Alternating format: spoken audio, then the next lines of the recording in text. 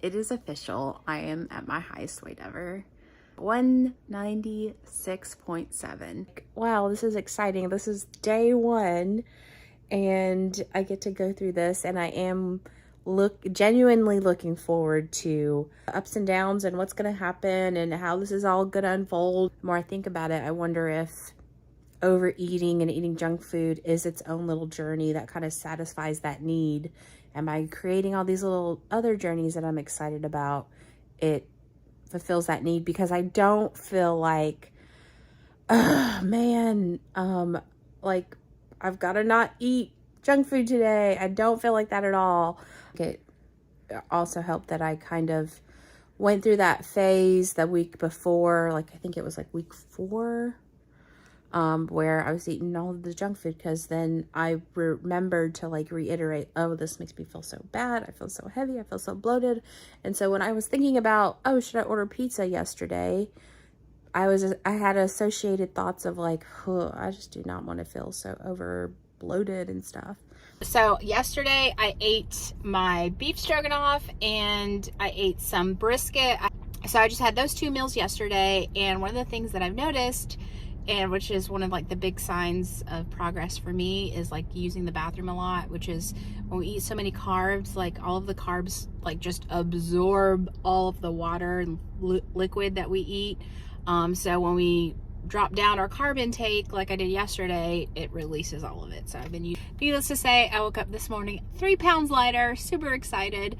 I almost kind of had like a euphoric feeling, like, wow, like I'm really just happy, proud of myself. Like, wow, I'm really doing for myself now. I'm really doing it again. And so this morning I woke up and I felt that way. I was like, yay, you know, I did day 1. And part of me almost felt like, okay, I did it. Now let's go get a treat. I did a whole day. And so I have to just like, every time I start thinking about, oh, I did it, I want a reward, or I can't wait to drop the weight, I have to acknowledge it and like snap myself back. Like, no, love today. Love everything about what you're doing, because that's the only way to keep doing it. As a matter of fact, I just ate my lunch. It doesn't look that great, but it is pretty good. It's Southwest. If you guys look up Southwest chicken dip online, and I just always put a lot more protein in it than it asked for. So it's like cheese, chicken, and it goes in the crock pot, beans, corn, and it's amazing. So that's what I had with some tortilla chips. I'm going towards the end of week 6 now. You guys, this is it. Like I'm down 6 pounds. Of course, it's from like water weight, but it's still like a sign of progress. It's still showing me that like I'm following through with my diet. It's making changes in my body. And like, I think it's video number 18. Those are the 2 things that I didn't realize I knew I needed. That's the secret for me. Loving the journey and getting to where it's like such a need, something I've got to do, and having all these other journeys. I just saw something yesterday where they'd had a rat experiment. They put 2 different rats, one with a bottle of water that had heroin in it and one that had just regular water, and the one would always go to the heroin. But when they changed the experiment and put like tunnels and all these other things for the rats to do, they didn't go to the heroin water. They went and did all these other things and played and all of that stuff. It kind of, I think, confirms what I was thinking about having all these other journeys in my life that I'm excited for and working towards and just genuinely really excited for.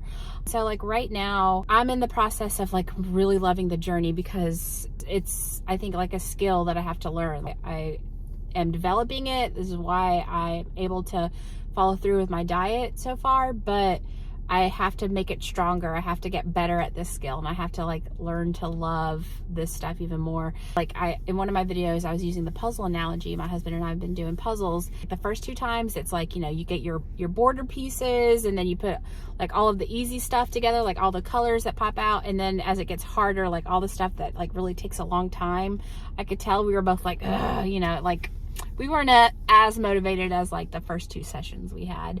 With the puzzle, like the easier part, it's constant win, like found a piece, found a piece. And then as it gets harder, it's the time between finding pieces is a lot more, and it makes it's not as motivating.